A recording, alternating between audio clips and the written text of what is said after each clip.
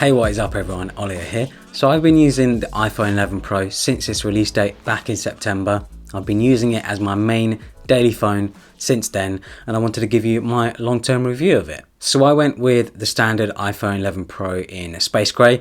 I am not a fan of massive phones, that's why I didn't go for the Max. I just prefer the smaller form factor of the 11 Pro, that's why I went for it.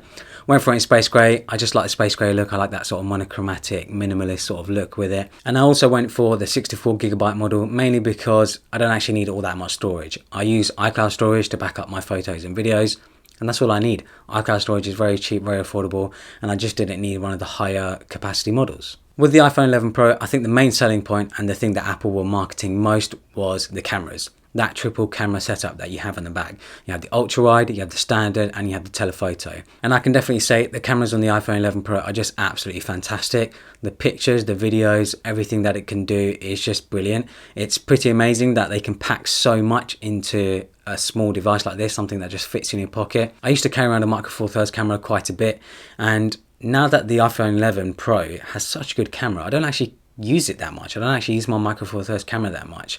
The Micro Four Thirds camera does take better pictures, and that's purely just because obviously the lenses and the sensors and whatever else.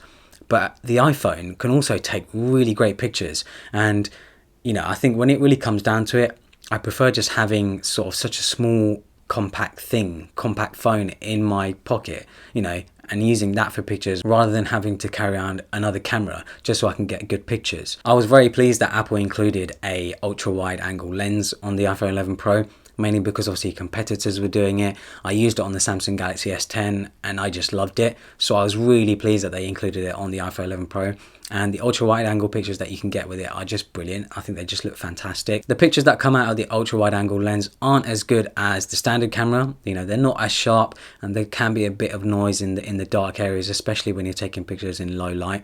But if you have good lighting, you have a good subject, it's just great for taking, architecture photos, or just trying to get as much as you can into the frame. I think ultra wide angle lenses can really transform a picture. They can really sort of like make you think about the pictures that you take, and you can fit so much more into a picture. And I think that can work really great for landscapes, for architecture, for cars, for things like that. The ultra wide angle lens is just so versatile. When it comes to the standard camera, I just love the pictures. I think they look fantastic, especially when you have a lot of light.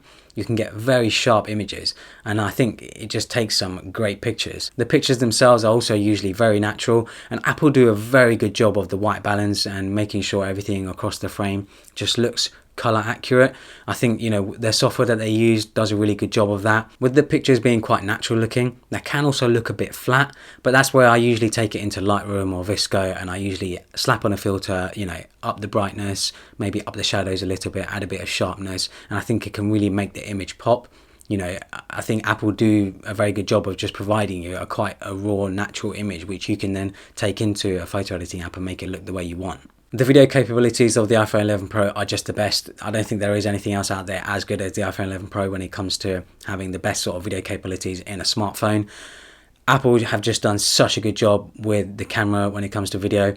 I actually recently shot my Tesla Model 3 video completely on an iPhone 11 Pro. Every single shot was taken on the phone, and I just hooked up a lavalier mic up to it, and I basically just had a very good YouTube video to upload to YouTube. So, if you're someone who's interested in recording videos and recording YouTube videos and stuff, an iPhone 11 Pro is a very good camera to use, and you can get some amazing footage with it. What impresses me most is how good the stabilization is. The software stabilization, the optical stabilization, all of that working together just creates some very smooth footage. When you're walking along, when you're moving around, it looks like you're using a gimbal. It is fantastic. The display, of course, is also top notch. Whatever.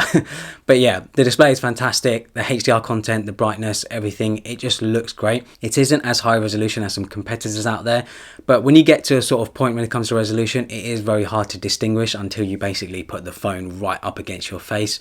But yeah, HDR content looks awesome. When I'm using it in daylight, especially outside, I can still see the screen fine. And yeah, I think the display is just fantastic. Face ID is also better than ever. It is super fast on this phone. When it was first released on the iPhone 10, I was very skeptical. I actually didn't like it. I thought it was a bit too slow. I thought Touch ID was a better way to do things to unlock your phone.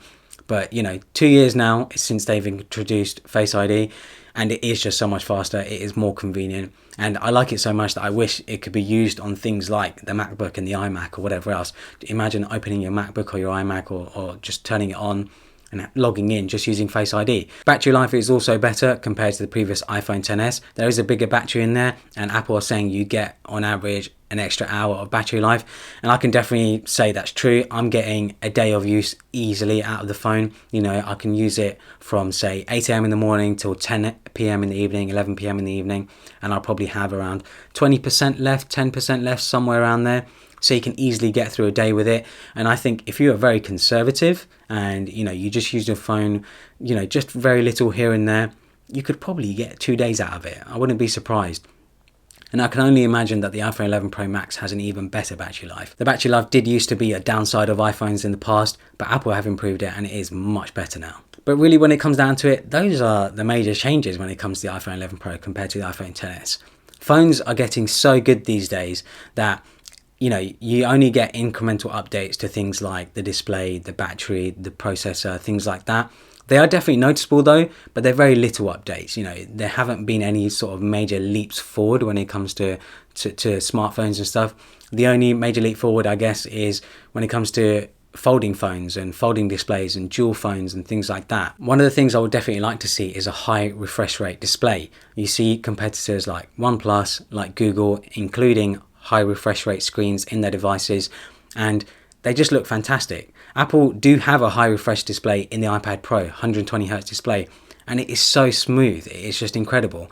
The only thing with it is, of course, that it eats up battery life. You know, the processor has to work harder, the graphics chip has to work harder, the software in general has to work harder to power a 120Hz display. So it can take a massive hit on battery life. That's probably why Apple didn't include it on the iPhone 11 Pro, but hopefully they do include it later this year. Hopefully they can do some software trickery, some trickery with the display, and include a high refresh rate screen in the next iPhone. But really, I can't actually think of anything else they could include on the next iPhone. Maybe it'll be nice to see a bigger sensor on the camera. I think it would definitely be nice to see them switch over to USB-C over Lightning. But really, other than that, I can't actually think of anything else off the top of my head. Since purchasing the iPhone 11 Pro back in September, I am happy with it. I am using it every single day. But, you know, the Samsung Galaxy S20 is supposed to be named, is coming out next month or in the next 2 months. I will be picking that up, and it'll be good to compare that with the iPhone 11 Pro. So watch out for that. Hopefully you guys enjoyed this video. Follow me on Instagram and Twitter. Subscribe if you enjoyed it. Hit that notification bell if you want to be notified of new videos when I upload. And thanks for watching.